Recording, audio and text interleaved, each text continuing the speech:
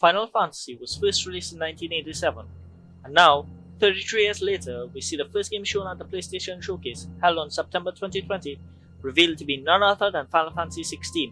Final Fantasy XVI has been developed by Square Enix's Creative Business Unit 3, the unit responsible for the development and maintenance of Final Fantasy XIV. The project has been in the works since 2016, so it's already quite a way into its development. The game is being produced by Naoki Yoshida, director of Final Fantasy XIV and head of Square Enix's Creative Business Unit 3, and is directed by Hiroshi Takai. With Yoshida at the helm, the MMORPG Final Fantasy XIV has seen huge success, so Final Fantasy XVI appears to be in very capable hands. From the trailer, it seems that Final Fantasy XVI will be going back to a medieval fantasy setting, which many longtime fans have been looking forward to. The game has been given a provisional rating of PEGI 18, which is intended for more mature audiences. Bear in mind that since this is provisional, it can change at a later time. This will be the first mainline title and second title in the Final Fantasy universe after Final Fantasy Type 0 to be rated mature.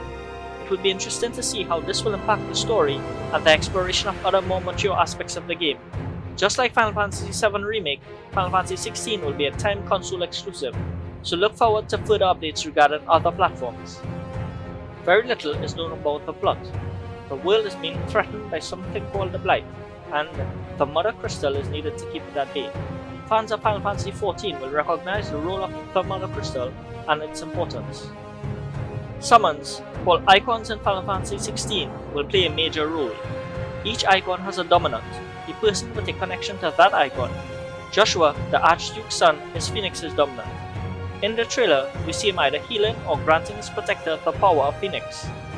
The protagonist, who is revealed to be Joshua's protector, can be seen manifesting Phoenix's wings and using fire elementary in combat. We also see Titan's fists and what appears to be Garuda's claws.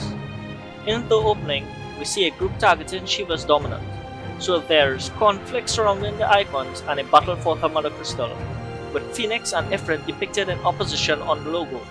Defeating an enemy's dominant might be a major step towards victory. Let me know in the comments what are your favorite summons and what icons you would like to see in Final Fantasy XVI.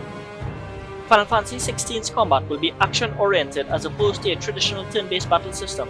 The combat looks amazing so far. We see the protagonist create a clone and appears to be teleporting during battle. There are also elements of aerial combat. If you think the combat has a Devil May Cry vibe, that's because the battle director is none other than Ryota Suzuki, who previously worked on Devil May Cry 5. He explained that action elements have become mainstream in RPGs, and Square Enix was looking for someone experienced in action in order to produce in-house RPGs with good action systems. He further went on to say that the younger generation, raised playing Grand Theft Auto and high-action first-person shooter games, aren't used to command-based battle systems. They feel weird seeing a system where the enemies and allies will simply stand as they wait for commands.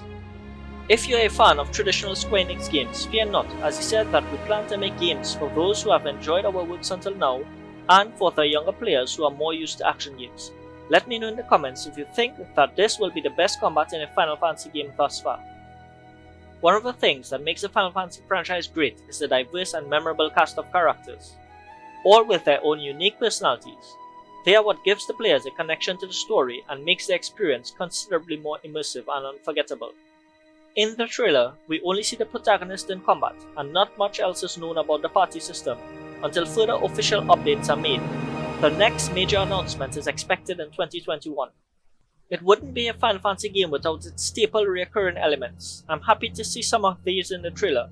The ever so familiar Chocobos, Malboro, Quirrell, Goblin, and even a Dragoon makes an appearance. This is pure speculation, but in the trailer, there appears to be some act of betrayal, as there is someone with the same clothes or armor who attacks Joshua's party. Joshua drops his sword and steps back, either due to fear or shock that someone has betrayed them. Joshua can then be seen, surrounded, and summons or transforms into Phoenix.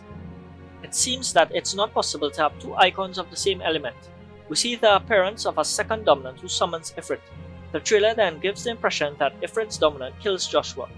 Revenge will be a major plot device, and we also see that there will be a time skip during the story, with the protagonist now older, saying, "I'll kill you.